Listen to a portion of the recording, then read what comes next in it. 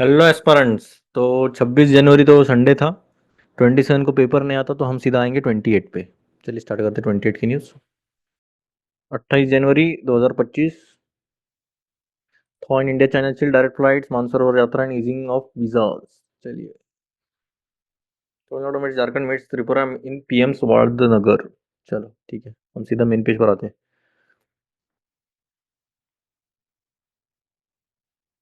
महाकुंभ।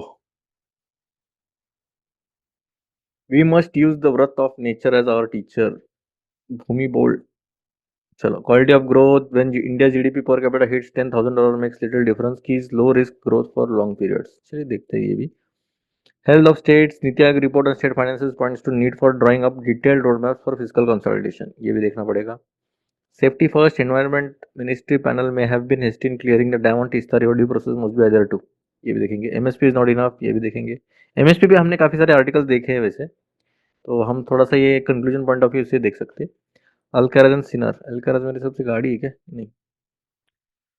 ठीक है। With the sporadic sovereign's absence of evolution from Delhi election manifesto shows that Delhi election to make the giant leap for India to lead the way in transformative innovation, it must focus on overcoming fundamental constraints in existing technologies. देखेंगे technology point of view important है। India tie with Indonesia देखेंगे। चलो ये थोड़ा भी और एक थोड़ा detail. Lezim, Lezim is a folk dance of Maharashtra. I guess उनका एक नया मूवी आ रहा है छावा। You know Chhaava? छत्रपति शिवाजी महाराज जी के बेटे जो है संभाजी राजे, तो उनका उनके ऊपर ये पूरा मूवी है। कंट्रोवर्सी भी चल रही है इस पर, लीजिम के ऊपर। लीजिम डांस, लीजिम ये पता रहेगा शायद। मैं दिखाता नहीं हूँ, कोई बात नहीं। By the way, I am a good dancer. Why Jordan Egypt don't want Gaza refugees. How Libya Lobo Sardesai became the voice of Goa's liberation struggle. देख सकते हैं, वैसे हिस्ट्री पॉइंट ऑफ व्यू है। Paris air summit what on the agenda देखना पड़ेगा ये भी। सीबीची post explain में क्या दिया है? अच्छा, एक्सप्लेन में ही दिया है क्या? चलिए फिर। आज काफी ज्यादा आर्टिकल्स हैं, तगड़े तगड़े। कौन सा आपको क्या लगता है, कौन सा स्टार्ट करें? नीचे से जाएंगे, चलो ऊपर तक। ये बस रीडिंग करने के लिए रीड कर सकते हो आप। बस एक इंटरेस्ट है, जिसको हिस्ट्री ऑप्शनल है तो उनको तो पढ़ना ही पड़ेगा। लेजिम ठीक है, रहने दो। लेजिम के ऊपर देखना पड़ेगा थोड़ा बहुत ऊपर नीचे। वैसे मंथली मैगजीन में आ जाएगा। तो हम आते हैं सीधा India ties with Indonesia. India and Indonesia signed agreements on maritime security, health, traditional medicine, culture, and digital cooperation on Saturday as Prime Minister Narendra Modi and Indonesia's President ये had their meeting in Delhi Hyderabad house. तो दिल्ली के Hyderabad house में इन्होंने meeting रख दी थी। और ये जो प्रेसिडेंट है इंडोनेशिया के, वो मिले हैं मोदी जी से, और इन्होंने काफ़ी सारे अलग अलग एग्रीमेंट्स किए हमने मैरिटाइम सिक्योरिटी को लेके, हेल्थ, ट्रेडिशनल मेडिसिन और कल्चर और डिजिटल कोऑपरेशन पर। In the 75 years between Indonesia's first President Sukarno and President Prabowo being the chief guest at India's Republic Day celebration, the relationship between the मतलब पहले जब हम आज़ाद हुए थे तब आए थे ये, और सीधा अभी आ रहे हैं, मतलब 75 ईयर्स हो गए इसको।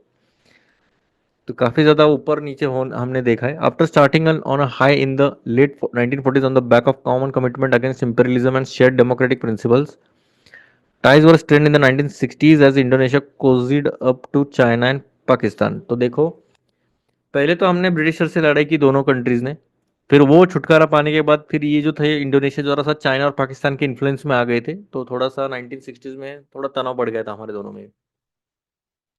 Relations improved under president Suharto 67 से लेकर 98 तक। They took off only in the 1990s as the government of PV Narasimha initiated India's look east policy and in 2014 India took a step forward and began to act east. तो थोड़ा सा improvement कब होने लग गए, तो जब पीवी नरसिम्हा राव जी की गवर्नमेंट आ गई, उन्होंने लुक ईस्ट चालू किया था 1990s में। और फिर अभी पीएम नरेंद्र मोदी जी ने एक्ट एक्ट करना स्टार्ट किया। पहले तो हम बस देख रहे थे, अभी हम एक्ट करेंगे। आपको भी बस देखना नहीं, एक्ट करना है। यूनाइटेड अगेंस्ट कॉलोनिज्म अभी देखते हैं।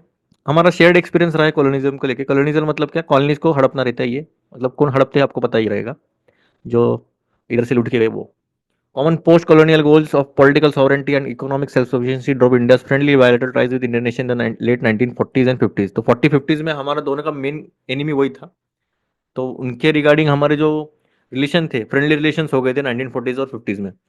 Jawaharlal Nehru supported Indonesian independence during the National Revolution. Although Indonesia proclaimed independence in 1945, the Dutch formally recognized its sovereignty only in 1949. In the 4 years in between, the Dutch tried to re-establish their colony, which they had lost to Japan during World War II through military force. तो देखो Dutch वाले जो थे, देखा जाए तो Indonesia को independence मिला था 45 में ही, पर डच जो है फॉर्मली रिकॉग्नाइज करते उनकी सॉवरेंटी बस 1949 में। मतलब 4 सालों में इन्होंने फिर से अपना जो उन्होंने खोए हुए थे, मतलब जापान से वो जो लॉस हुआ था, तो उसको रिकवर करने में उनको 4 साल लग गए।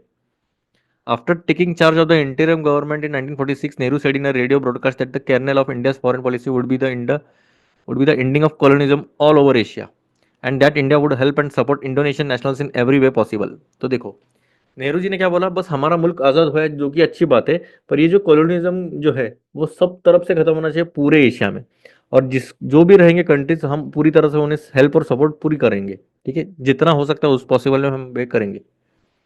Apart from sending supplies and humanitarian aid to the Indonesian nationalists, Nehru banned Dutch airlines from flying over India and pushed the Indian Federation of Labour to direct dock workers, unions in Karachi, Bombay, and Calcutta to not handle Dutch shipping or do anything prejudicial to the interest of the Indonesian Republic. तो वही बात है, सब हम supplies वगैरह करेंगे, humanitarian add दिया है हमने, एयरलाइंस वगैरह फ्लाई किया इंडिया के ऊपर से और डायरेक्ट किया सब डॉक, जो भी प्रॉब्लम्स थे उनको सब हम अच्छे से करने लग गए थे।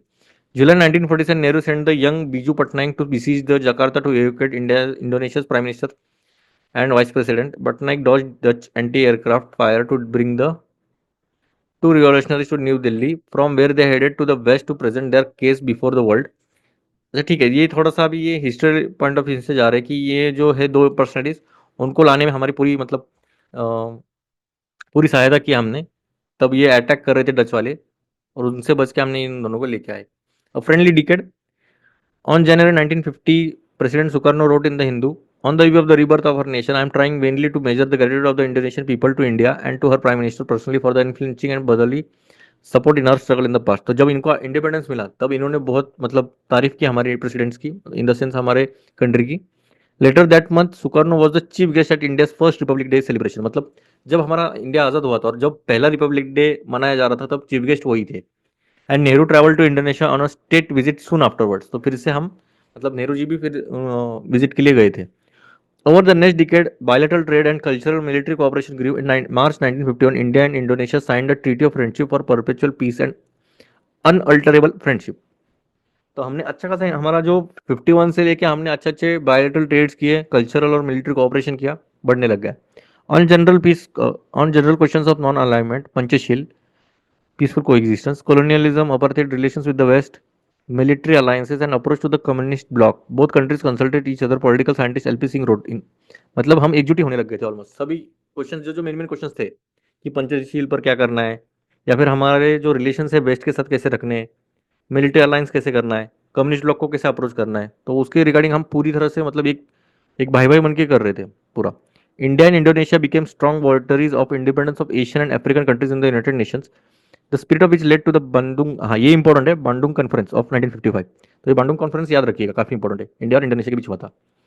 And subsequent formation of non alignment movement in 1961। तो 61 में हमारा नाम आ गया था, क्योंकि दो सुपर पावर्स थे, एक थे यूएस और एक थे रशिया, तो हमारे ऊपर बहुत ज़्यादा प्रेशर था कि हम दोनों में से किसी एक को चूज करें। तो हमने बोला हमें दोनों तरफ ही नहीं जाना, हम हमारा हमारा चालू करेंगे हम जो भी। और ये सब सवाल जो था, ये सभी जो अंडर डेवलप्ड कंट्रीज है, अफ्रीका हो गए, इंडोनेशिया हो गए, जो भी थे, तो उनके ऊपर भी बहुत ज़्यादा प्रेशराइज होने लग गया था। इंडिया ने एक मिडल वे निकाल के बोला कि हम दोनों तरफ भी नहीं जाना है, हमारा हम देखेंगे, जो कि था नाम। उसकी भी स्टोरी हम वर्ल्ड हिस्ट्री में पढ़ेंगे, वर्ल्ड हिस्ट्री का भी कोर्स आएगा जल्दी। Nehru and Sukarno were the first 5 founders of नाम। 5 फाउंडर्स थे, पता है आपको? उसमें यूगोस्लाविया, इजिप्ट, गाना, जब फर्स्ट 5 फाउंडर्स ऑफ नाम अलॉन्ग विद यूगोस्लाविया। अतः ये दो तो थे हम, और ये तीन ही थे, यूगोस्लाविया, इजिप्ट और घाना के। ये नाम अलग अलग है, थोड़ा डिफिकल्टी से मैं प्रोनाउंस नहीं करूंगा। A nosedive in ties. India's friendship with Indonesia did not remain unalterable for long. Cracks emerged by the end of the decade, and in the 1960s, ties suffered on account of the divergence in the two countries' altitude towards China. तो हम थोड़ा सा अभी थोड़ा सा 1960s में जैसे जैसे आने लग गए ना, तो थोड़ा सा हमारा डाइवर्जेंस होने लग गया था, थोड़ा सा गैप बढ़ने लग गया था कि हम ज़्यादा ऊपर नीचे होने लग गए थे हमारी जो टाइज थे। Sukarno and Nehru also had a personal falling out. The latter refused a second Bandung conference, and at the 1961 Belgrade summit that officially birthed NAM Nehru and Sukarno are said to have clashed repeatedly to point necessitating friendly intervention by third parties on the very first day of the conference.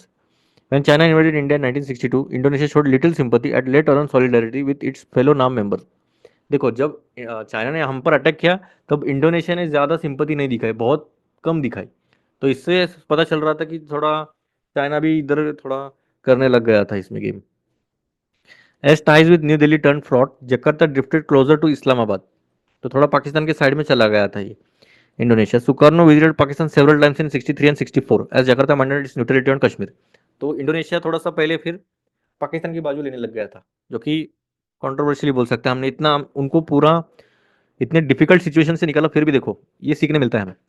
हम इतनी जी जान लगा के किसी की मदद करते हैं और सामने वाला फिर वो रिपीट करेगा, उसके एक्सपेक्टेशन रखना ही नहीं है हमें, ठीक है। आप अपना कर्म करते जाओ, बाकी अपने आप हो जाएगा। When war broke out India and Pakistan in September 1965, Indonesia's foreign minister announced it is the obligation of all nations belonging to the new emerging forces to give help to Pakistan बोल रहे थे। हाँ, Pakistan to face India's aggression. भाई साहब इन्होंने तो सीधा बोल दिया कि भाई इंडिया के जो इंडिया फोर्सफुली एग्रेशन कर रहा है उसके अगेंस्ट लड़ो, पाकिस्तान को मदद करो बोल रहा है ये। Jakarta supplied Islamabad with weapons. भाई साहब देखो कहाँ से कहाँ हो गया। दोस्त थे हम अच्छे, सीधा कट्टर दुश्मन बन गए इधर तक। तो आते आते ये तो सीधा सप्लाई करने लग गई वेपन्स वगैरह। तो हमारी तब तक टीम बहुत स्ट्रांग हो गई थी, आर्मी भी बहुत तगड़ी थी तभी। कितना भेजना है भेजो, हमारे पीछे कौन था पता है? रशिया। कुछ नहीं कर सकते ये। रशिया ने फर्स्ट डे से हमें साथ दिया है, फर्स्ट डे से। मतलब अभी तक चल रहा है वो, भले ऊपर नीचे हुआ रहेगा पर हमने कभी साथ नहीं छोड़ा, इसलिए ओल्ड फ्रेंड बोला जाता है रशिया को। और रशिया तगड़ा ही है। रशिया के सामने कोई नहीं कुछ कर सकता, इवन यूएसए भी कुछ नहीं कर सकता। समझ रहे हो आप यूक्रेन में क्या चल रहा है? जकार्ता सप्लाइड, इसको क्या हो गया? fueled anti-Indian sentiments among mob in attack on Indian embassy Jakarta के ऊपर भी अटैक किया था। जकार्ता में जब इंडियन एम्बेसी थी उस पर भी अटैक किया। Drift during cold war, domestically Sukarno maintained a precarious balance of power between the army and the communist and himself, and attempted left-wing coup in 1960 swiftly changed things. Army retaliated brutally and nearly wiped out the communists. This left Sukarno weakened. By 1966, he had effectively handed over power to General Suharto, a staunch anti-communist who had the backing of the US. तो देखो कर्म आ गया कि नहीं इनके ऊपर, सीधा इन्होंने मिलिट्री कूप ही हो गया। मिलिट्री ने इनके ऊपर अटैक किया, इनके पूरे जो भी था पावर पर। और 1966 में तो इनको पूरा तरह हैंडेड ओवर किया कि भाई अभी हो गया, इनका काम हो गया। तो एंटी कम्युनिस्ट सीधा लॉन्च किया इन्होंने, ये थोड़े अगेंस्ट ही थे ना। This effectively broke the Beijing-Jakarta axis in no small part due to China's alleged support to the 1965 coup. Suharto started working towards repairing his country's damaged ties abroad, including the relationship with India. New Delhi reciprocated with a number of trade agreements in 1967. तो देखो जैसे ही इनका government change हुआ तो जो Beijing के साथ उनका कॉन्टैक्ट था वो टूट गया, ठीक है। और हमारे साथ थोड़े से अभी अच्छे अच्छे टाइज बनने लग गए थे, धीरे धीरे हमारा बिल्डअप होने लग गया था। But by the 1970s, India under Indira Gandhi had drifted ever closer to the USSR, and the growth of New Delhi's ties with the US-backed regime in Jakarta stagnated. However, the two countries continued to engage, signing some crucial agreements, including one in 1977 that determined the maritime boundary between the two countries. तो धीरे धीरे हम अभी maritime boundaries, छोटे छोटे जो regime है, और थोड़ा यूएसए का भी बैकिंग बढ़ने लग गया था जकार्ता में भी, ठीक है। यूएसए ने बैक किया थोड़ा सा। सौहार्दो विजिटेड न्यू दिल्ली 1980, फिर से आ गए 1980s में ये 40 से लेके सीधा 1980 में आ गए। And Indira and Rajiv Gandhi made trips to Jakarta in 1981 and 1986। तो ये दो प्राइम मिनिस्टर, इसके बाद जवाहरलाल नेहरू जी के बाद ये दो प्राइम मिनिस्टर ने मीट किया। Ties since look east, following the economic reforms as India sought opportunity to push trade and economic cooperation, prime minister Rao's government launch the look east policy, ठीक है। ये जैसे हमने पढ़ा, India aim to bolster ties with south east Asian nations which were emerging as some of the world's fastest growing economies at the time. The Modi government would raise the level of engagement by instituting the more project and outcome oriented act east policy. तो देखो पहले तो इन्होंने start किया कि भाई हमें अभी जो ईस्ट वाले नेशन है सभी के ऊपर ध्यान देना चाहिए, और बाद में इसके ऊपर और ज़्यादा फोकस किया जो मोदी गवर्नमेंट है इन्होंने किया है, ठीक है। Since 2000, every Indonesian president and Indian prime minister has visited the other country. Indonesia today is India's second largest trading partner nation after Singapore. तो सिंगापुर के बाद हमारा अच्छा ट्रेड किसके साथ है? तो इंडोनेशिया के साथ है। और हमारा जो ट्रेड है 4.3 बिलियन से बढ़ के 38 बिलियन हो गया 2022-23 से, और 29 बिलियन हो गया 2023-24 में। India is Indonesia second largest buyer of coal and the largest buyer of crude palm oil. देखो पाम ऑयल यहाँ पर बहुत ज़्यादा मिलता है, और पाम ऑयल एक्चुअली देखा जाए तो अच्छा नहीं है। आपकी जो ये जो रहता है ना आपके चिप्स और ये जो भी तलेला दिख रहा है ना आपको, वो सब में पाम ऑयल रहता है, और पाम ऑयल आपके हार्ट के लिए बहुत डेंजरस है। छोटे छोटे बच्चों में जो हार्ट अटैक्स आ रहे हैं वो इसका मेन रीजन है। तो पाम ऑयल वाला आपको अगर इंग्रेडिएंट्स में आपको दिख रहा है पाम ऑयल, तो थोड़ा सतर्क रहे, बच्चों को थोड़ा कंट्रोल में रखे। Key Indian exports include refined petroleum products, commercial vehicles, telecom equipment, agriculture commodities and bovine meat. ठीक है, इतना सारा हम एक्सपोर्ट करने लग गए थे अभी। विथ प्रपोज नाम है visit coming early in his tenure, he assumed office last October, the two nations are seen as being well placed to accelerate trade and step. अच्छा ठीक है, हम आगे जाके और थोड़ा सा एग्रीमेंट्स हम थोड़ा वाइडन अप करके अच्छे डायरेक्शन में हम जा रहे हैं अभी फिलहाल के लिए। तो अभी हमारे में कुछ तनाव इतना तनाव भी नहीं है, और हम अभी पूरी तरह अच्छे रिलेशंस में है। तो अच्छा आर्टिकल था ओवरऑल। अगर इंडोनेशिया पे कुछ भी क्वेश्चन आता है तो हम इस पर एक अच्छा खासा 250 वर्ड्स का आंसर लिख सकते हैं। लगा तो मैं एक क्वेश्चन दे सकता हूँ आपको, आप ट्राई करिएगा उसे करने की। ठीक है, चलिए फिर नेक्स्ट देखते हैं। Answer to the east, Thailand is now the largest Asian country to legalise. ठीक है, इसके ऊपर बाद में हम बात करेंगे। अभी हम आते हैं सीधा टेक पे।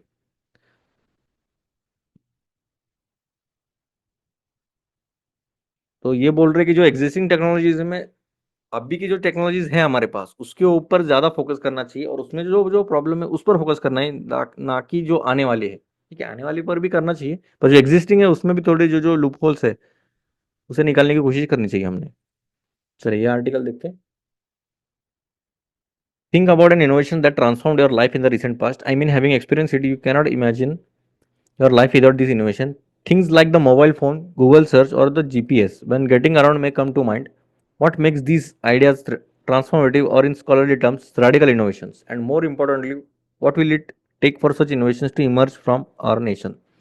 There is no easy answer that we must first discuss what sets such innovations apart. थोड़ा फिलोसफिकल जा रहे हैं, पर ठीक है। ये क्या बोल रहे हैं कि एक तो इतने डेंजर डेंजर इनोवेशन आ गए। एक तो आप सोचिए, मोबाइल फोन ही खतरनाक इनोवेशन है। 30 साल पहले आपको पता भी नहीं था कि आप किसी से बात भी कर सकते हो घूमते फिरते। मतलब पहले तो टेलीफोन लाइंस थे, मतलब घर में फोन आने के, पर आपको कभी कभी सोचा भी नहीं रहेगा कि हम सीधा देख भी सकते हो, बात भी कर सकते हो और देख भी सकते हो। तो वो हो गया। प्लस आप लोकेशन भी ट्रैक कर सकते हो कि कौन कहाँ पर है, वो हो गया जीपीएस। इवन गूगल सर्च, आपको कुछ भी इंफॉर्मेशन चाहिए सीधा एक क्लिक में मिल रहा है। पहले आपको भटकना पड़ता था, लाइब्रेरीज वगैरह किधर किधर जाना पड़ता था, किसी को पूछना पड़ता था। अभी तो वो भी समस्या हो गई है।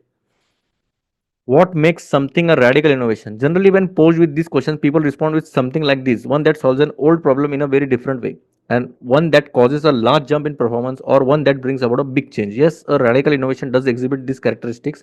The problem is, adjectives like so different, large, and big are not quantifiable. वही प्रॉब्लम है। They don't guide the creation of radical innovation that may transform lives or experiences. देखो, इन्होंने बहुत सही क्वेश्चन किया।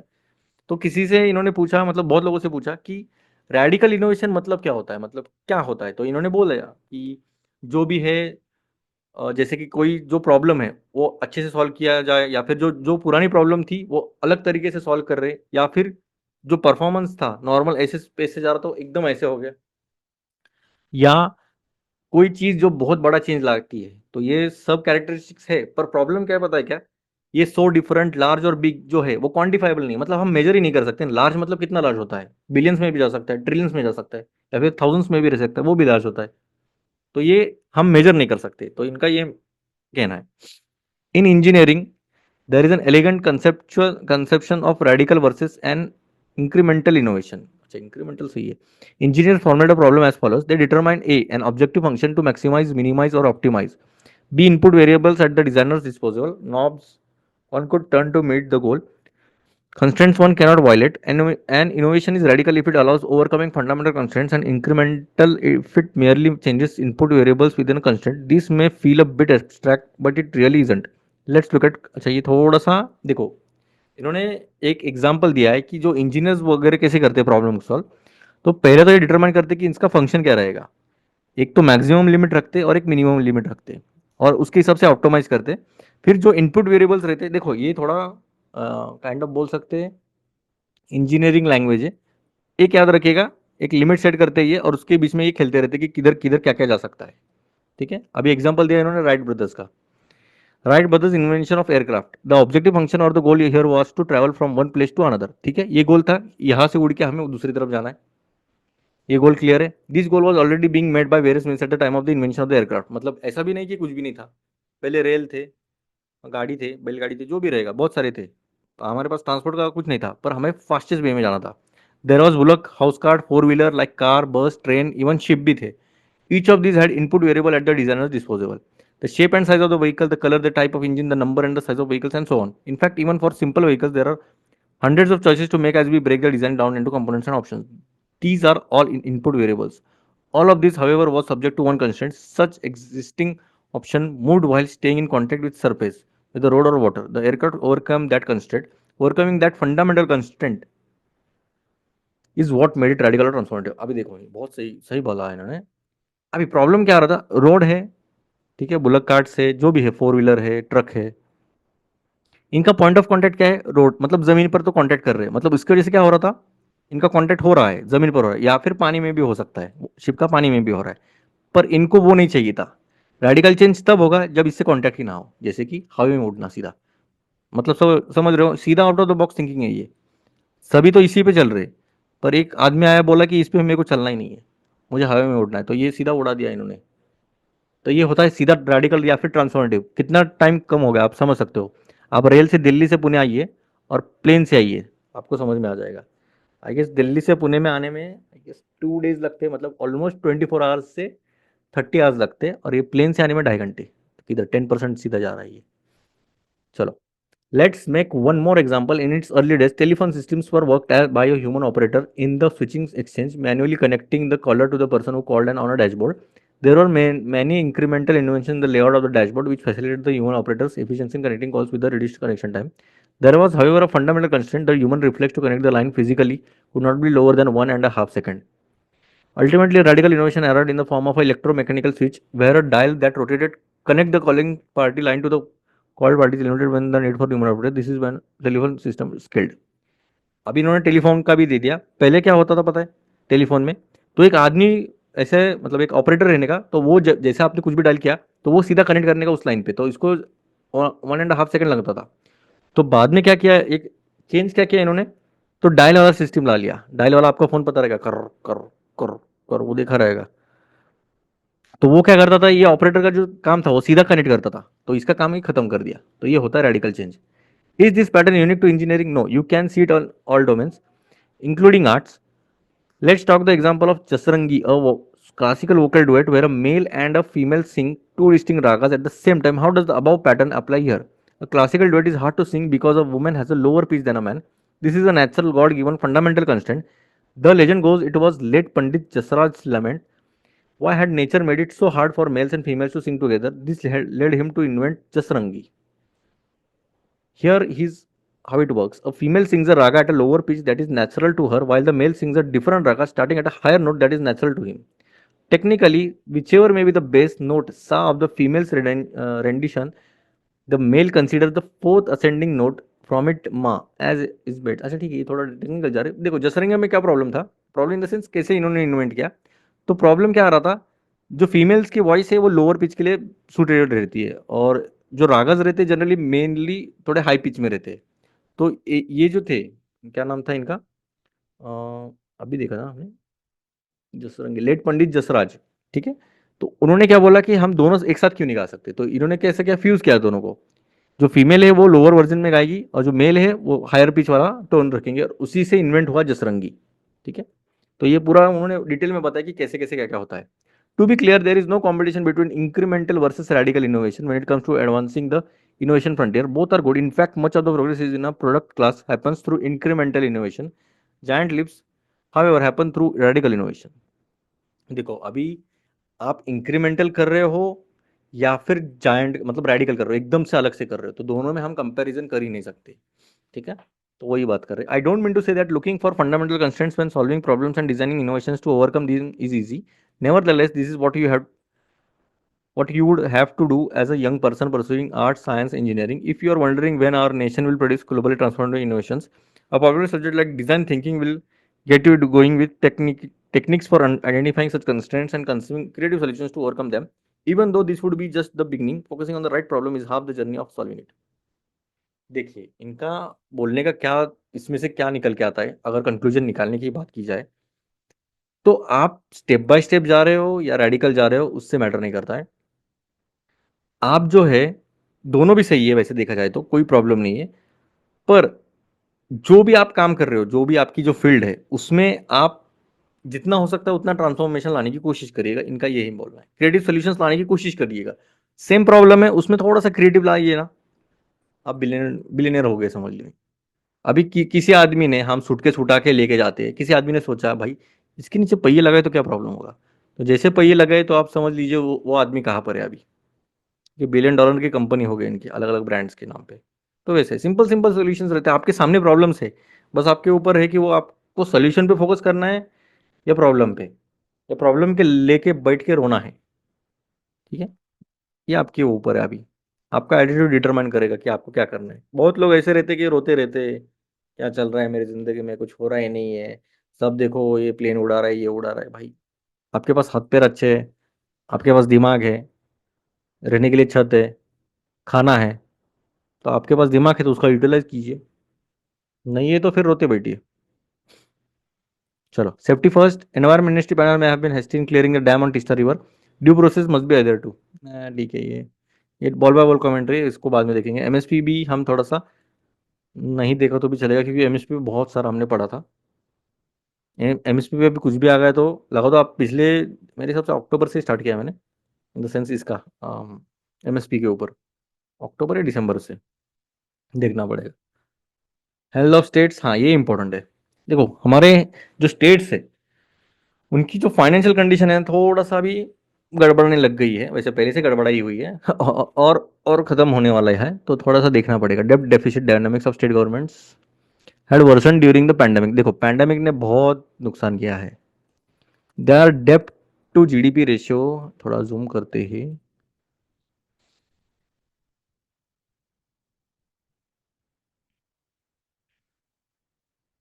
ज्यादा जूम हो गया क्या, ठीक है। Their debt to GDP ratio had, for instance, surged from 25% to 31% in 2021. Subsequently, with states staying on the path of prudence, they witnessed a steady improvement across various metrics. As per the RBI's most recent state finances report, states managed to bring down their debt to GDP ratio to 25%. 2024. Here there is a considerable variation across regions. देखो date to GDP ratio मतलब क्या, कितना कर्जा है और कितना आप कमा रहे हो, इन शॉर्ट ये बताते हो। Debt to GDP, sorry debt है और ये जीडीपी है, तो ये जितना ज्यादा रहेगा और जितना कम रहेगा ये आंकड़ा बढ़ेगा, तो ये ज्यादा बढ़े हुआ आंकड़ा हमें नहीं चाहिए। तो ये जितना ज्यादा बढ़ेगा ये भी बढ़ना चाहिए, तो ये कम होगा, जितना कम होगा उतना अच्छा है। अभी कितना चल रहा है debt to GDP ratio states का, तो 31% था 2021 में, अभी 28 पर लेके आया 24 में, मतलब कम आए और अच्छा खासा मैनेज किया है स्टेट्स, सभी स्टेट्स का बोल रहे हैं। और ये आरबीआई का स्टेट फाइनेंसिस रिपोर्ट बता रहा है, मैं नहीं बता रहा हूँ। अभी एग्जांपल दिया इन्होंने, डेट टू जीएसडीपी मतलब स्टेट का स्टेट डोमेस्टिक प्रोडक्ट है ये, gross state domestic product. Odisha और गुजरात का देखिए, लो था 16 और 17%, मतलब कितना कम रखा है, जो कि अच्छी बात है। जितना कम रहेगा उतना मैंने बताया अच्छा है। इन कंपैरिजन पंजाब का देखो 46 है। As well as the multi-state parameters that can be used to gauge your state performance, there is a need for framework that not only provides an overall assessment of the fiscal, but also allows for comparison to be drawn. A few days ago, the Niti such a structure. देखो problem क्या आ रहा है कि जो states है, एक जो state है बहुत अच्छा काम कर रहे हैं, 2 डिजिट में ला रहे हैं, वो भी कम वाले 16-17 वाले, और कुछ कुछ स्टेट्स जो है देखा हमने 46 ला रहे हैं, पंजाब वाला स्टेट है। तो ऐसा कुछ पैरामीटर ही नहीं रखा है, तो अभी नीति आयोग रिलीज करने वाला है रिपोर्ट, जो ये पूरा जो स्ट्रक्चर है उसको ओवरऑल असेस में अच्छा रहेगा, फिजिकल पोजीशन सभी स्टेट्स की, उसके हिसाब से वो फ्रेमवर्क लगाएगा। The report has created a fiscal health index, a framework for assessing the fiscal position of states across several parameters. The index, which covers 18 major states, is based on 5 sub-indices: fiscal prudence, debt index, sustainability, revenue mobilization, and quality of spending. This allows for not only assessing the performance of states across various indicators, but also identifying the areas for improvement and can perhaps help promote best practices. As per the index, top 5 performing states are Odisha, Chhattisgarh, Goa, Jharkhand, Gujarat, while the states of Punjab, Andhra Pradesh, West Bengal, Kerala, and Haryana rank at the bottom. In 2022, economists at the RBI had also attempted such a study. They had identified Bihar, Kerala states। देखो, तो इसी के basis पर इन्होंने physical health index निकाला, जो states की जो फाइनेंस की जो कंडीशन है, तो उसके हिसाब से उन्होंने पैरामीटर्स अलग अलग डिटरमाइन किए, और इन्होंने मेजरली 18 मेजर स्टेट्स को कवर किया है। 5 इंडाइसेस से fiscal prudence, debt index, sustainability, revenue mobilisation और क्वालिटी ऑफ स्पेंडिंग। ठीक है, तो इसमें इन्होंने पता चला कि जो 5 परफॉर्मिंग स्टेट्स है ये 5 है, और जो खतरनाक परफॉर्म कर रहे हैं, मतलब इन द सेंस सरकेजम वाला, ज़्यादा स्ट्रेस्ड वाले हैं, तो ये सब है। ठीक है। Despite an overall improvement in recent year, state debt remains well above level suggested by the FRBM review committee. State government finances also face several risks. The RBI study had identified loss-making power distribution companies, the growing inclination for freebies, and realization of guarantees among others and areas of concern. This is, देखो अभी एक एक statement जाते हैं, ये थोड़ा difficulty जाने वाला है. तो अभी ओवरऑल इंप्रूवमेंट की बात की जाए स्टेट के डेट की, तो जो एफआरबीएम की जो लेवल बनाया था कि भाई इतना परसेंट ही इनका रहना चाहिए, इतना परसेंट रहना चाहिए, तो उसके ऊपर तो बहुत जा रहा है. और इसका मेन प्रॉब्लम क्या क्या आ रहा है, देखो एक तो है पावर डिस्ट्रीब्यूशन, जो कंपनीज है वो बहुत ज़्यादा लॉस मेकिंग वाले है. सेकंड इंपॉर्टेंट है फ्री बीज वाला, फुकड़ में बहुत कुछ दे रहे हैं, आपको पता ही है. और कुछ कुछ गारंटीज भी देते हैं उसमें. और ये सबसे मेजर एरियाज ऑफ कंसर्न है, दो तो बहुत बड़े बड़े एरियाज के कंसर्न है जो कि इनको कर्जे में और डुबा रहा है.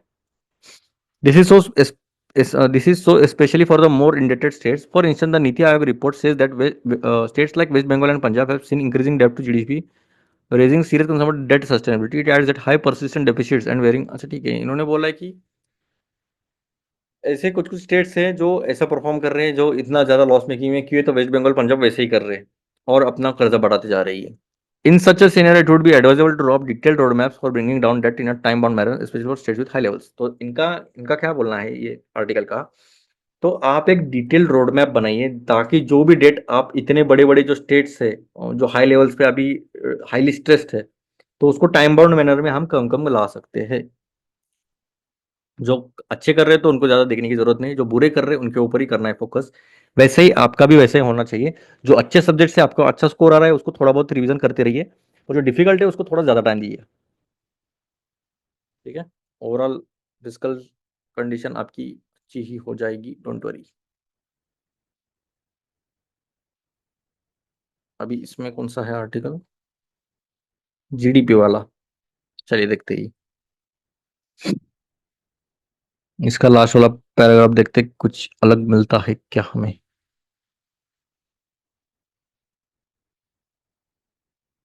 It did not help IPO, stock markets,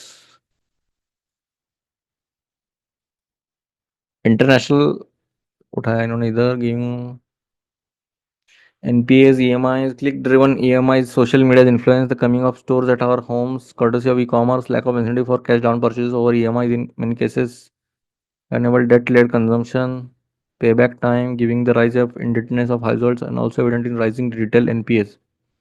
Steps to slow the growth in personal loans are welcome, and these are showing results. This could be one reason to a temporary slowdown in consumption, but this also sets for the base for a more sustainable future. ठीक है, वैसे इतना detail में जाने की जरूरत नहीं है मेरे हिसाब से. द क्वालिटी ऑफ ग्रोथ आप पढ़ सकते हो, वैसे इतना डिटेल में जाने की जरूरत नहीं. चलिए और ऊपर देखते कुछ है क्या. World is in crisis again. Russia was sold to Mars, Ukraine, Al Qadir, UAE, Jordan. Now they are residents to make a long trek home after Israel reopens crossing. Supreme Court stays Madras High Court to probe FIR leak. Out on bail, Kerala man accused of murdering woman now kills her husband and mother-in-law. चलिए फिर मिलते हैं, मेरे हिसाब से इतना ही था. उम्मीद है आपको पसंद आया रहेगा. जय हिंद.